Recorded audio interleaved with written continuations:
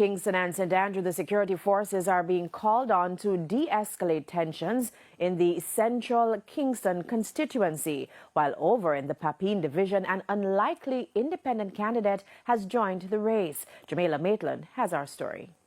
Something is brewing in the Kingston Central constituency. That's according to outgoing councillor for the Raytown division, the JLP's Rosalie Hamilton. Speaking after her nomination, she pointed to instances of political intimidation. The PNP put up flags from last week. Nobody troubled them. Monday, we put up some flags, them start to tear them down.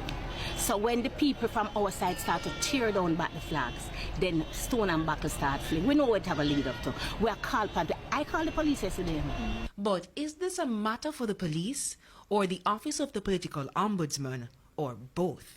Chairman of the Citizens Association for Free and Fair Elections, Grace Baston, says while she hasn't heard of any explosive events, she is concerned about how the issues will be addressed. I see they've tried to keep them separate. I think most of the JLP ones will be up in the afternoon, so you avoid the green and orange mixing. But it's why CAFE is so concerned about this Office of the Ombudsman being independent of the ECJ, an impartial body that can help us regulate and monitor and preserve kind of the decency of conduct around this time. Ms. Hamilton's opponent is Sean McGregor.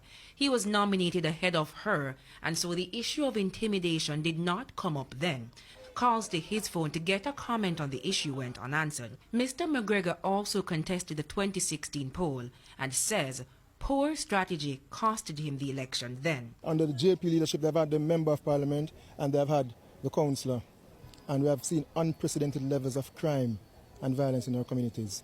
The people have indicated to me that they need better representation. Police cars are lined up here outside the Mona High School in St. Andrew, where the councillor candidates for the Papine and Mona divisions have been nominated. Interestingly, 3 candidates have been nominated for the coveted Papine division. We already know of turncoat Jamaica Labour Party Venetia Phillips. We're also aware of the People's National Party Darrington Ferguson. However, one independent candidate was nominated, and his name is George Planto. I've been around for a very long time. As a matter of fact, I've served as councillor twice.